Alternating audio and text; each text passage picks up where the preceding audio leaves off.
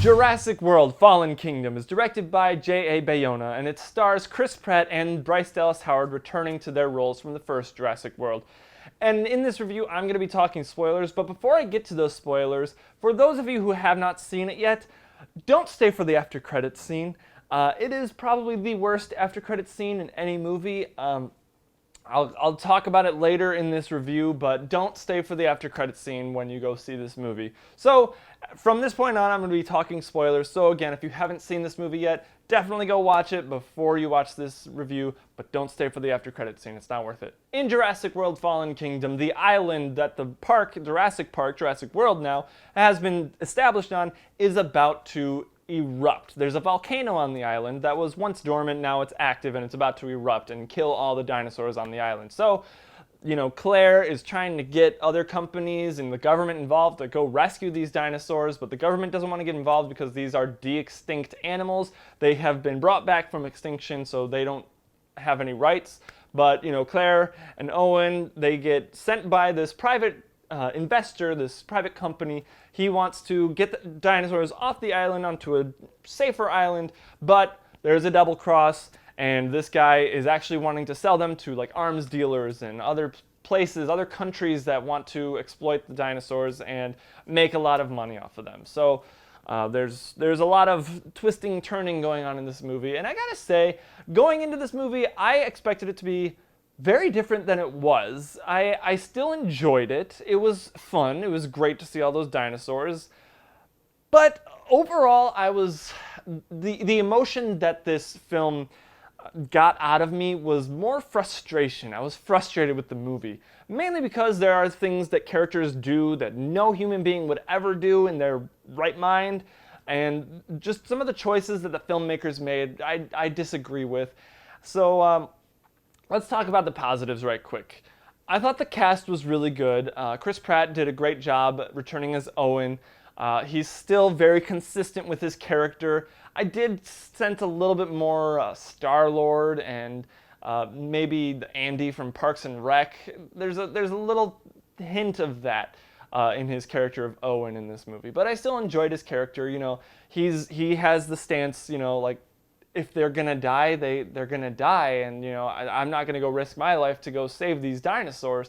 And I appreciate that, even though he raised Blue and trained Blue and all the other raptors that unfortunately died in the first one. So Blue is the last raptor, so that's what drives him to go back to the island, and he's very important to them getting Blue because they need Blue for a certain reason. And I guess I'll just talk about it now. That is to basically be the adopted mother of the Indoraptor, which this company has made. It's not InGen this time, and it's not Masrani. The company is Lockwood Industries, or they take the dinosaurs to the Lockwood estate. And it's basically, Lockwood is this old man who was friends or colleagues with Dr. Hammond from the first Jurassic Park movies, the first two, the creator of Jurassic Park. He was good friends with him or something, or brothers. I don't remember what the relationship between them two was.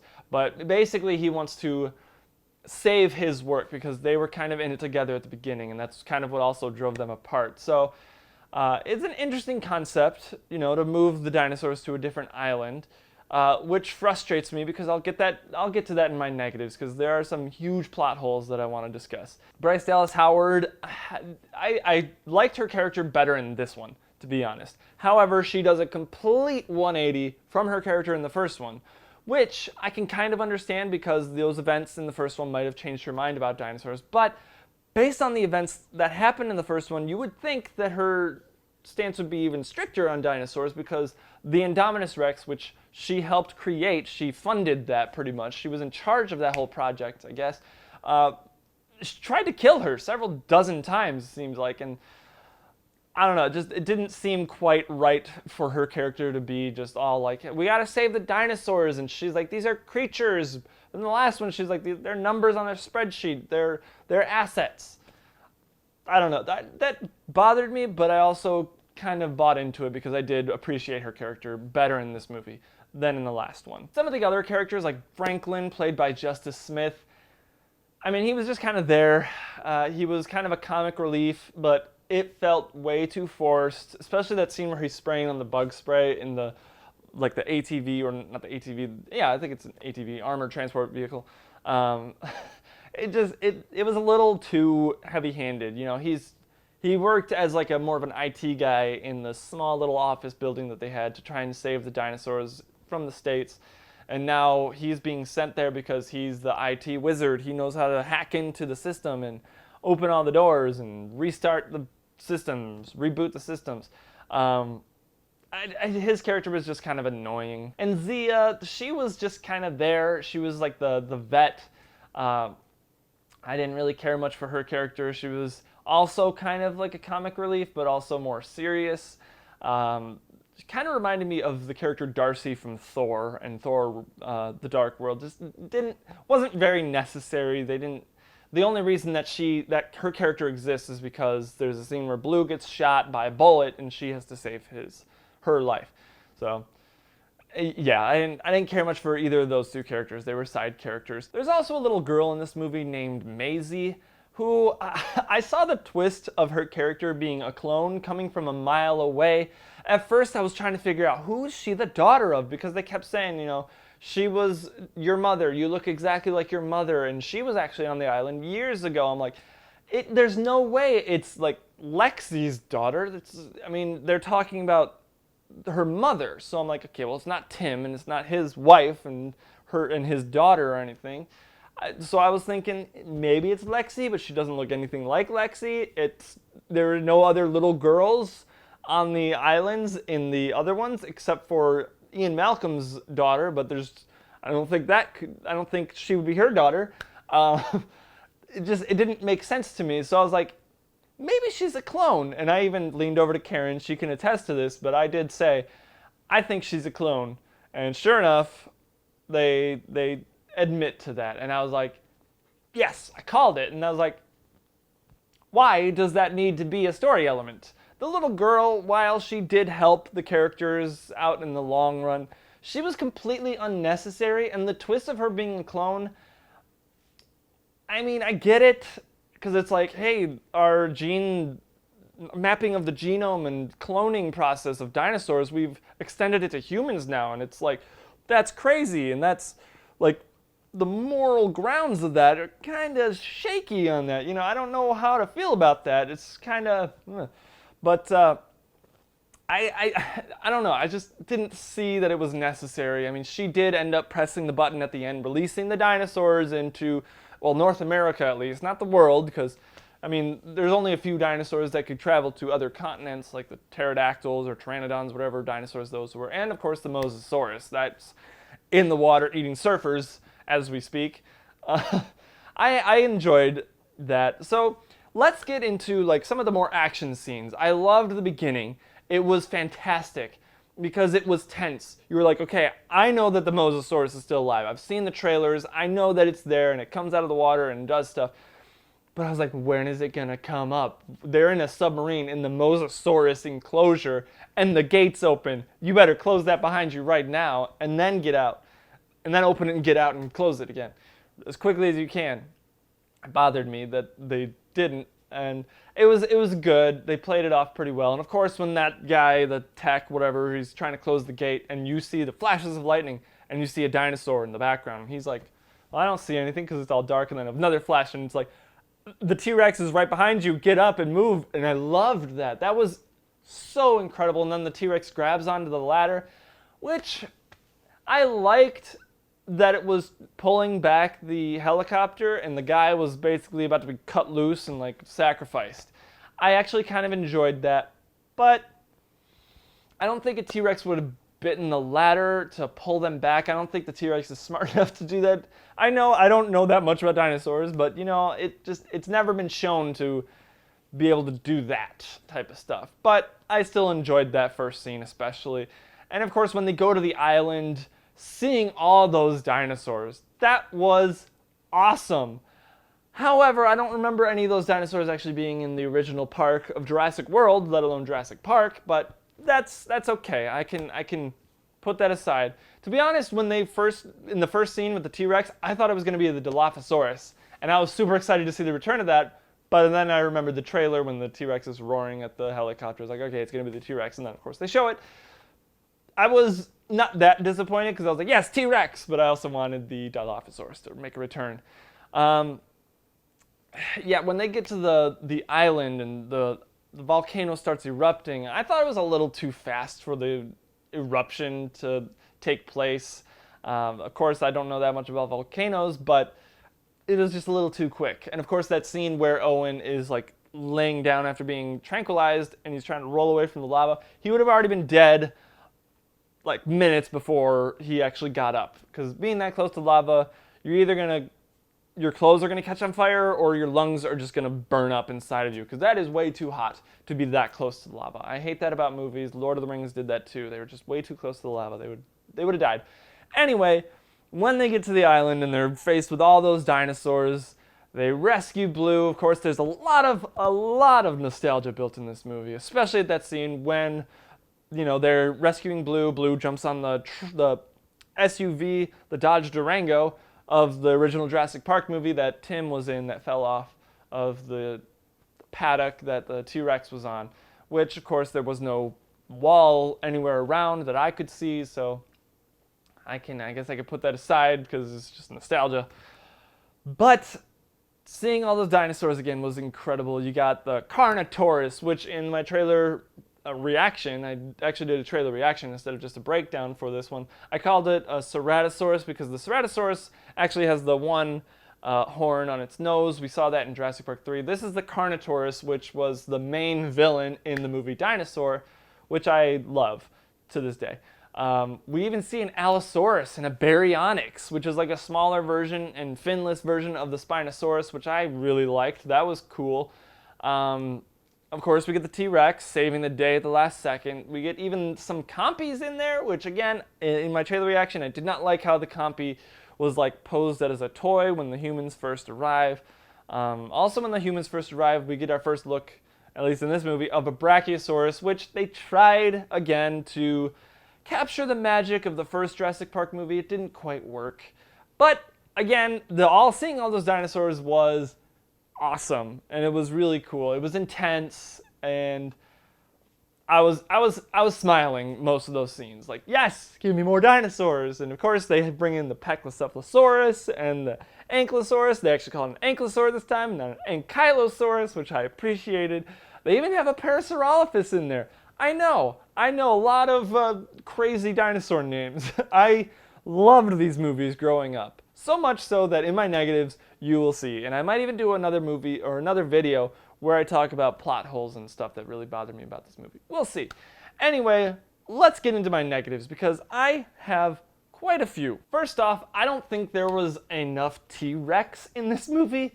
What the T-Rex does is it eats the guy at the beginning, attacks the helicopter, and then it saves the day. It kills the Carnotaurus, or at least injures the Carnotaurus when the volcano's erupting, and then runs away. I really liked how it roars, and then the volcano erupts, and it's like, whoa, and then it runs away. Like, that hurt. I liked that. But not enough T-Rex. Not nearly enough T-Rex. Of course, he does roar at the end, but again, nostalgia overload, to be honest. I didn't like all the nostalgia in it. There was too much, to be honest. At the end, when the T-Rex kills Franklin and the Carnotaurus tries to, eat a piece of him, I didn't like that because the Carnotaurus kind of wins, whatever, that's fine. But the T-Rex does this turn and then roars, like movement for movement with the first Jurassic Park movie. Even the way it's roaring, the way its tail is moving, it's like all you needed was that banner that says "When dinosaurs ruled the world" and falling right in front of him. I didn't like that at all. It was just in your face nostalgia. Like, hey, you remember that movie that you loved from the 90s? This is the fifth version of this. Also, I hate that the T-Rex is still so sneaky, like a ninja, but we have been shown in other Jurassic Park movies, including Jurassic World, And this one, that when the T-Rex is coming, you hear its footsteps from a long ways away. It shakes the earth when it moves because it's so heavy. It bothers me that it's still able to sneak up on people. And of course, to up the bar from the first Jurassic World movie, they have to introduce another man-made killing machine dinosaur, the Indoraptor.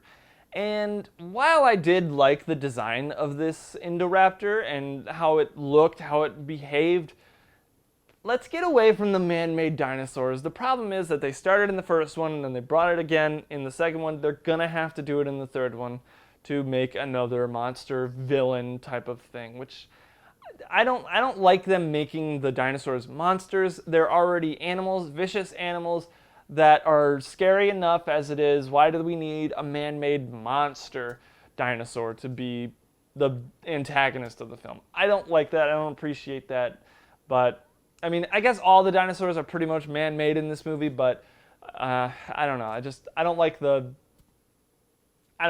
like it. And like I said, the nostalgia is cranked up. It's overloading nostalgia.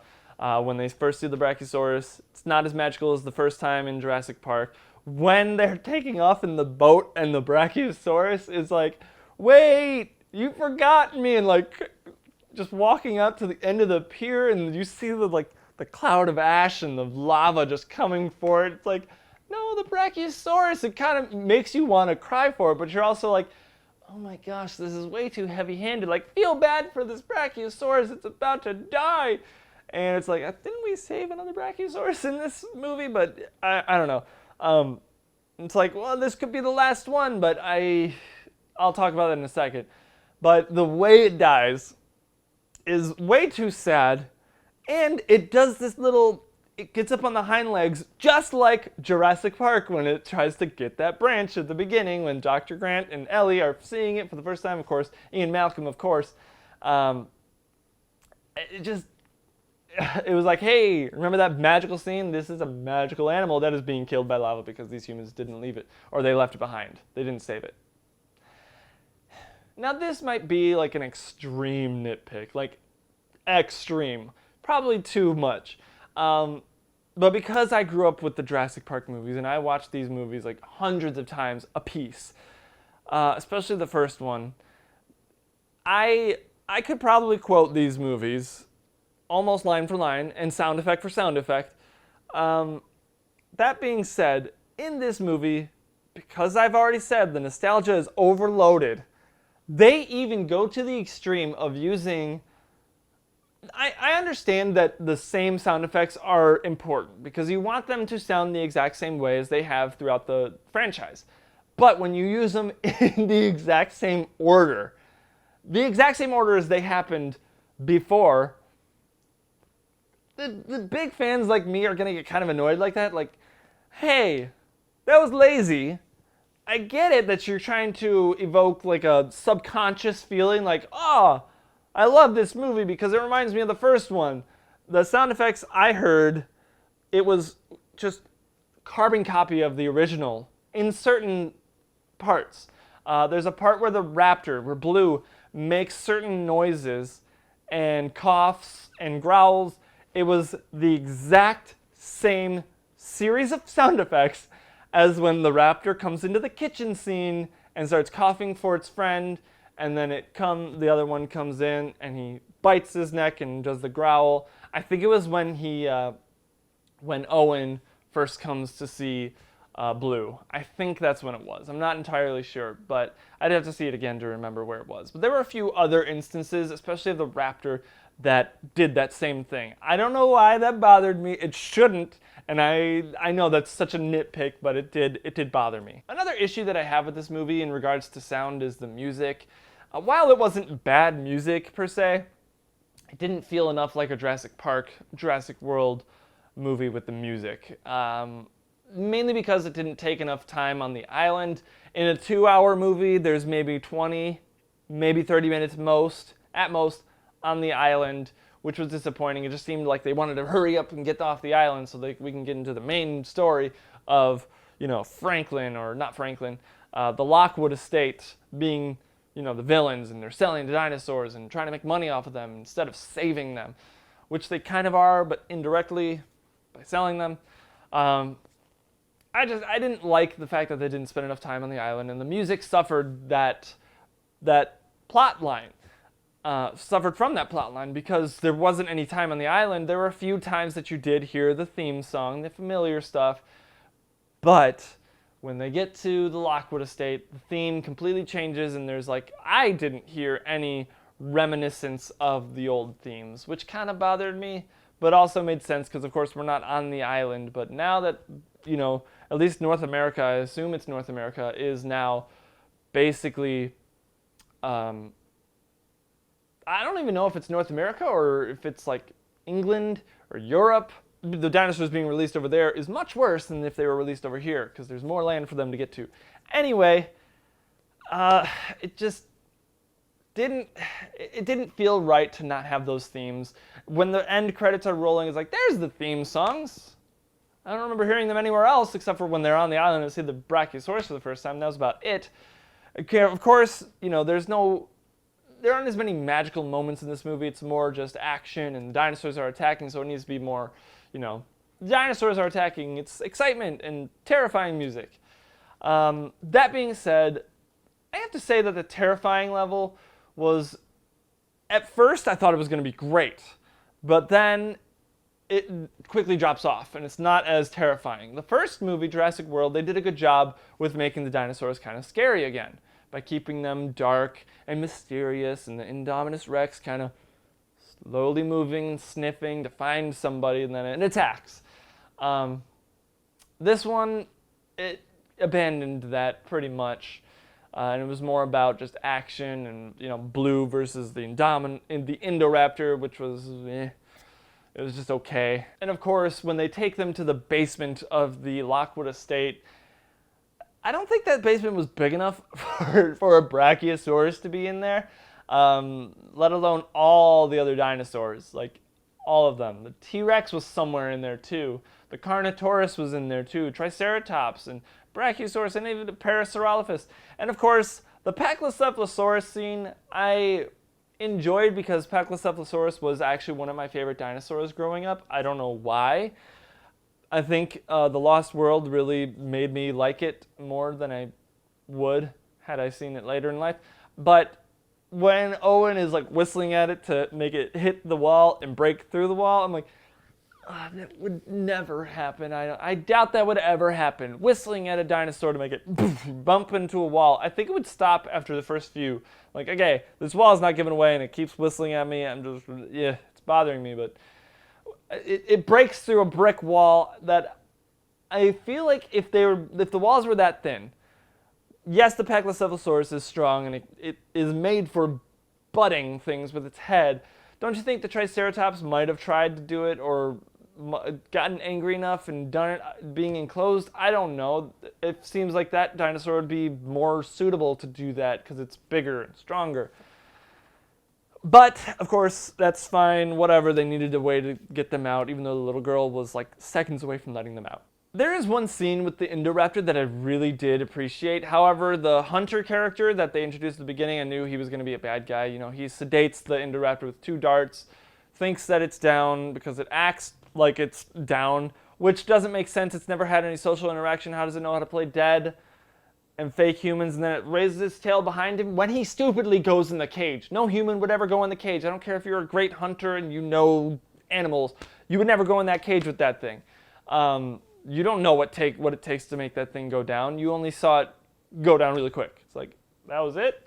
I didn't appreciate that. But I really, really liked the scene where it finally just attacked him, bit his arm, pulled him up, and he's dangling. The thing's got him by the arm and chomps down, cuts his arm off, and eats it. I love that we saw that because, let's be honest, it's a dinosaur movie, and basically the whole draw of a dinosaur movie, these Jurassic Park movies, is to see these dinosaurs eat people and kill people. And we don't really get to see that very much, especially in this one. They didn't really show it that much. They did show it with a little bit of Blue killing, or at least injuring the guy at the beginning. And of course, the Indoraptor eating the hunter. But I gotta be honest, I would absolutely love love it so much if they made a rated R Jurassic Park movie and didn't hold back on the gore. Okay, while I know that these movies might be made for kids, movies in the 90s like RoboCop that were rated R and showed a lot of gore had toys made for it. They would still make a lot of money. To be honest, if they made a rated R Jurassic Park movie, showed more gore, showed people actually getting eaten and tore apart, maybe not like overboard where it's like guts being ripped out, but actually show blood and gore to where it's like these people, we're actually seeing this person get eaten. That would be, I personally would like that because they keep hiding it behind things or in the distance where you can't quite see it. They would probably make even more money. Let's be honest, the toys might sell better. They would most likely make more money. Deadpool's rated R, it made a lot of money. It was rated R, I think, maybe PG-13, but it was a horror movie and it made a lot of money. Let's make a Jurassic Park movie more horror-based and make it gory. That's what I want to see. But of course, my biggest negative and the biggest plot hole of this movie is the fact that the writers seem to have forgotten about two important movies of this franchise, Jurassic Park: The Lost World and Jurassic Park 3. While some may consider them the worst of the series, especially Jurassic Park 3, they still exist, especially because Dr. Malcolm is still in these movies. He was in the second one, therefore he has, these movies are still canon. You can't just write out Site B, Isla Sorna. That island still exists with animals, dinosaurs, on it. So all the dinosaurs that they're rushing to save and risking their lives to save from extinction on Isla Nublar and the Jurassic World Park, there is another island not too far away that has all these dinosaurs on it, cageless. Of course, in Jurassic Park 3, they decided to change that and add cages and other buildings and all this other stuff, which just really bothered me. But there is Isla Sorna, and it bothers me. It's like, you completely forgot about that. Maybe if you really want to save these dinosaurs from Isla Nublar, take them to Isla Sorna. It's really close. You didn't have to bring them all the way back to the Lockwood Estates and then try and figure it out. I don't know. I mean, obviously the Lockwood Estate scenes were important because, it's like, we need to sell these dinosaurs. But they're still alive on Isla Sorna. We've been shown that, and it just drives me nuts. In fact, there are a lot of raptors on Isla Sorna. We've been given evidence that they were breeding. There was like a huge nest of raptor eggs that even Billy stole a few eggs from, and that's why the raptors were after them in Jurassic Park 3. They're thriving on Isla Sorna. There's a Spinosaurus on Isla Sorna. There were 2, maybe 3 T-Rexes on Isla Sorna. Also, I seem to remember there was a video that I watched not too long ago based on a PlayStation game that there's a voiceover from Dr. Hammond that there were 7 T-Rexes originally created for Jurassic Park. And we've only seen 4 of them, technically. 1 from Jurassic Park and Jurassic World and Fallen Kingdom, and 2 from Lost World, and a new one that I don't think was in the Lost World. Maybe it was the infant from the Lost World or one of the parents.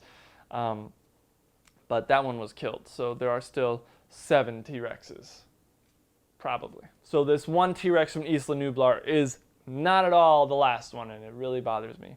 In fact, we were even given proof that they were breeding on Isla Nublar because they bred them with, or they mixed the DNA with South African frogs or something that can change sex male to female in a single-sex environment, as Dr. Grant so eloquently put it. So this review kind of turned into a rant about this movie, but I still did enjoy it. It brought some smiles to my face. It was obviously nostalgia overload, but of course I'm kind of a sucker for nostalgia.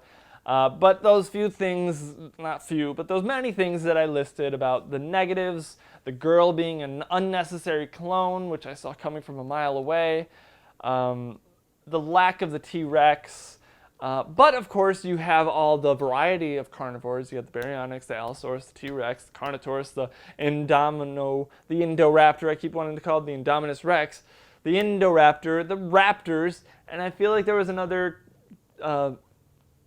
meat-eater dinosaur, I can't remember, carnivorous dinosaur, but I can't remember the name. Baryonyx, I don't know if I said the Baryonyx, but all those dinosaurs and all the other dinosaurs that they brought in, back in, and kind of corrected the names in my opinion, like the Ankylosaurus, just upped the bar from the last one. However, I don't think it was a superior film to Jurassic World, and it's really hard for me to place this. I might do a ranking of the Jurassic Park, Jurassic World movies as well, but for Jurassic World Fallen Kingdom, I gotta give this movie a B.